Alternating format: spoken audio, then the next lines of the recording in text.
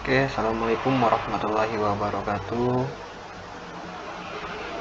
Sebentar lagi pembukaan PPDB tahun ajaran 2021-2022 untuk siswa kelas 1 itu akan dibuka pada awal Juni dengan tata cara online. Dan di sini saya akan menjelaskan bagaimana tata cara mendaftarkan putra-putri ibu dan bapak melalui via online. Dan juga saya akan menjelaskan beberapa aturan yang untuk mendaftarkan putra-putri ibu dan bapak sekaligus. Oke, yang pertama, bapak dan ibu silakan kunjungi websitenya SDN Pasir Jengkol 2 ya.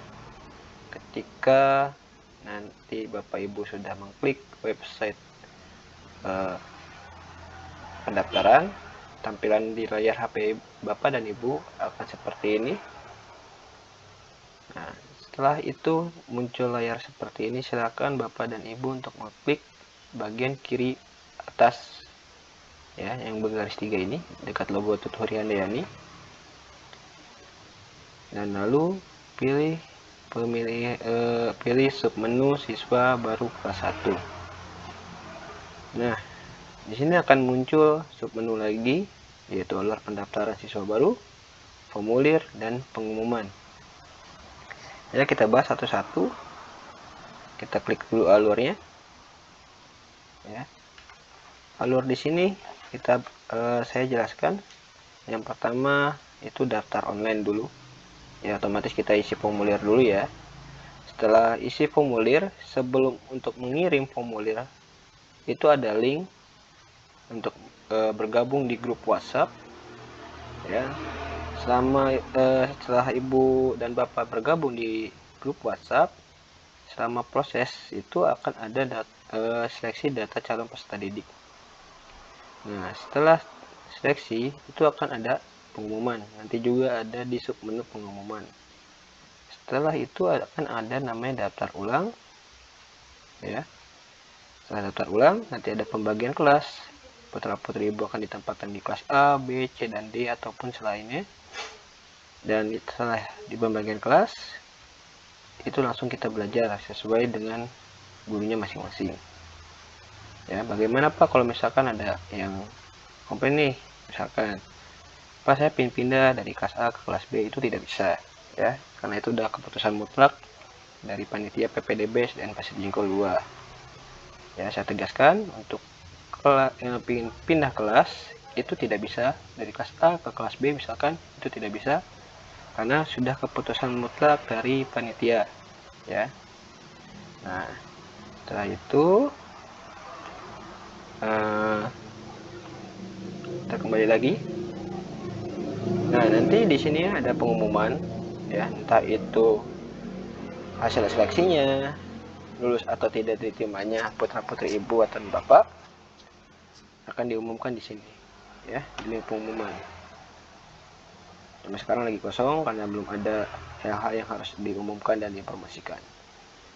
Nah, dan selanjutnya itu kita lanjutkan ke formulir pendaftaran. Oke, saya jelaskan. Yang pertama itu jalur PAUD sewilayah ya. Yang kedua jalur non PAUD sewilayah. Yang ketiga jalur umum PAUD TK dan non PAUD non TK di luar wilayah zona SDN Pasir Jengkol. Oke, saya jelaskan. Yang pertama yaitu PAUD yang sewilayah adalah PAUD terdekat di sekolah. Cuma ada 2 PAUD yang terdekat. Yang pertama PAUD Hanjuang, yang kedua adalah PAUD Bunda. Ya, ketika bapak dan ibu mendaftarkan di jalur PAUD tapi PAUDnya itu namanya nggak ada di formulir, silakan daftarkan di jalur umum. Ya, saya tegaskan, silakan daftar di jalur umum. Yang kedua adalah jalur non PAUD yang sewilayah ataupun yang terdekat. Nah, di sini jalur non PAUD, misalkan Bapak dan Ibu putra-putrinya tidak mengenyam pendidikan PAUD dan TK, silakan daftarkan di jalur ini. Tetapi dengan catatan kartu keluarga harus berdomisili terdekat dengan wilayah sekolah, ya. Nanti silakan dilihat apakah ada nama dusun terdekat yang ada di sekolah. Jika tidak ada, silakan daftarkan di jalur umum, ya. Saya tegaskan lagi, jika tidak ada nama dusun yang terdekat dengan sekolah pada saat mengisi formulir, silakan daftarkan di jalur umum. Nah, yang ketiga adalah jalur umum PAUD dan TK, non PAUD dan non TK di luar wilayah sekolah. Nah, di jalur ini Bapak dan Ibu silakan daftarkan. Yang tadi saya bilang dari awal, misalkan PAUD-nya tidak terdaftar ataupun di luar wilayah, silakan daftarkan di sini, ya. Oke, saya lanjut langsung ke jalur yang pertama, ya, PAUD yang sewilayah yang terdekat. Nah, di sini sudah memasuki tahap pengisian formulir.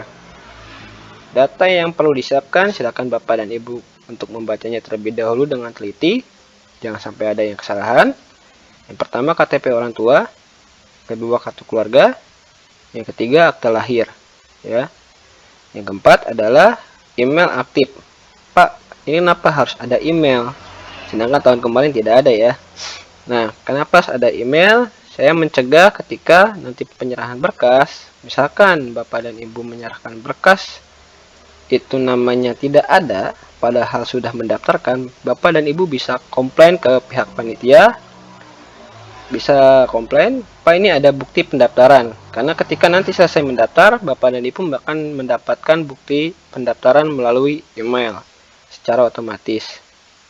Nah, yang kelima adalah ijazah atau surat keterangan lulus. Jika ijazah belum diterbitkan oleh pihak PAUD ataupun TK, silakan Bapak dan Ibu minta ke PAUD ataupun TK untuk mengeluarkan surat keterangan lulus, ya. Oke. Perhatikan sebelum mengisi formulir, ya. Data calon peserta didik dan orang tua harus sesuai dengan akta lahir, kartu keluarga ataupun KTP. Jika akta lahir dan kartu keluarga tidak ada, tidak akan bisa melanjutkan pendaftaran, ya, karena saya akan kunci salah satu formulir. Jika misalkan Bapak dan Ibu tidak ada kartu keluarga, itu saya akan kunci, jadi tidak akan bisa melanjutkan ke tahap selanjutnya pendaftarannya, ya. Jika ada kesalahan penulisan, nah misalkan Pak, saya ada salah penulisan, ya, misalkan dari huruf Y jadi huruf I ataupun sebaliknya, biasanya seperti itu penulisan namanya, ya. Nanti di akhir pendaftaran itu ada submenu edit, silakan edit yang perlu diedit ataupun yang ada kesalahan silakan diedit sama Ibu dan Bapak. Nah, yang keempat, mengisi formulir hanya bisa untuk satu kali untuk satu calon peserta didik. Contoh, misalkan Bapak dan Ibu mengisi itu dengan satu email. Nah, di sini apa harus ada email? Begitu. Kenapa di sini harus ada satu email? Itu satu akun untuk mendaftar satu peserta didik, ya. Pun bisa terjadi satu HP untuk satu calon peserta didik ataupun satu laptop, ya, atau satu gadget. Yang kelima adalah menyelesaikan pendaftaran di formulir ada link. Nah, sebelum mengirim pendaftaran, di paling bawah itu ada link grup WhatsApp. Silakan untuk bergabung untuk mengetahui informasi terupdate nanti ke depannya. Jangan sampai terlewatkan, ya. Setelah itu silakan daftarkan peserta didik ataupun anak Ibu Bapak di jalur PAUD, ya. Nah, selanjutnya di jalur non PAUD yang sewilayah ataupun yang terdekat, ya. Yang pasti sama, perhatikan sebelum mengisi formulir yang saya tadi jelaskan. data yang perlu disiapkan di jalur non PAUD ya. KTP harus berdomisili sesuai tempat tinggal. Itu yang pertama. Yang kedua, kartu keluarga harus berdomisili sesuai tempat tinggal. Yang ketiga, akta lahir. Keempat, email aktif. Yang kelima, kartu keluarga. Jika kartu keluarga belum berubah di aparat capil setempat, maka silakan mendaftarkan di jalur umum. Ya. Jika misalkan Bapak dan Ibu, saya harus didaftarkan di jalur yang zona ya, di dalam zona, silakan hubungi aparatur capil terdekat, yaitu desa ataupun kelurahan, untuk membuat suket domisili sementara ya. Jika misalkan itu tidak dibuat, saya anggap pendaftaran Ibu ini ada masuk ke jalur umum ya. Harap berhati-hati juga nih untuk di sini. Soalnya kuota yang di umum itu hanya 20% dibandingkan jalur non PAUD yang sewilayah ya, karena itu lebih besar kesempatannya. Nah, setelah itu di data sudah lengkap, silakan Bapak dan Ibu untuk mengisi formulir ya. Tinggal ikuti aja alurnya. Dan jangan sampai lupa, saya mengingatkan kembali untuk join grup WhatsApp di akhir pendaftaran. Nah, selanjutnya jalur umum ya, PAUD, TK ataupun non PAUD dan TK yang di luar wilayah sekolah ya. Sama, perhatikan sebelum mengisi formulir, jangan sampai ada kekeliruan. Terus data yang perlu disiapkan hampir sama, KTP orang tua, kartu keluarga, akta lahir, dan email aktif ya, ijazah, surat keterangan lulus jika mau ada surat ijazahnya, dan yang bimba itu juga daftarnya di sini ya. Daftarnya di sini, kecuali yang sewilayah silakan daftar di jalur non PAUD ya. Nah, Pak, yang jalur non PAUD tapi sewilayah, wilayahnya apa aja sih Pak? Ya, saya jawab. Bentar ya. Saya jawab langsung. Ya, di sini ada 14 wilayah dusun. Yang pertama Cirangon Raya, Kampung Baru 1, Kampung Baru 2, Babakan Ciranggon, Bagir 2, Babakan Tohir, Perumahan BMA, Perumahan Puri Raya, Perumahan Mutiara Alam Permai, Perumahan Geraha Mas, Perumahan Geraha AC 1, 2, dan 3, dan Perumahan Gria Zara ya. Nah, nanti setiap pendaftaran pasti akan mengupload kartu keluarga ya. Itu harus, karena untuk memvalidasi secara online langsung oleh pihak panitia. Oke. Nah, di sini ada alur juga, tadi saya udah jelaskan, tapi saya terapkan lagi untuk diisi formulir. Nah, di sini ada seleksi calon umur ya. Umur minimal anak adalah 6 tahun. Pas ya, 6 tahun 0 bulan. Ya. Jadi kita saingan umur. Misalkan ada yang lebih tua, itu akan yang lebih diutamakan untuk diterima. Ya. Jadi berharap dan berdoalah semoga tidak ada yang lebih tua lagi. Ya, ketika nanti juga ada penilaian penerimaan calon peserta didik berdasarkan kelengkapan dokumen. Pak, gimana misalkan umur sama, domisilinya kita sama Pak, kita diambang batas dua-duanya. Nah, kita terapkan dengan penilaian dokumen. Manakah yang kedua orang ini dokumen yang paling terlengkap, itu yang bakal diterima ya. Karena kita menerapkan tertib dengan administrasi ya, entah itu dari data orang tuanya, dari peserta didiknya, itu harus lengkap. Jangan sampai, karena ini sering kejadian, jangan sampai ketika anak ibu dan bapak sudah nyampe ke kelas 6, mereka belum punya akte ya, belum punya akte. Ketika ada kesalahan nama, itu perbaikinya berdasarkan akta lahir ya. Nanti misalkan salahnya Pak, ijazahnya sudah keluar dengan namanya misalkan Andi, pakai huruf Y, sedangkan keinginan orang tua itu menggunakan huruf I, ya.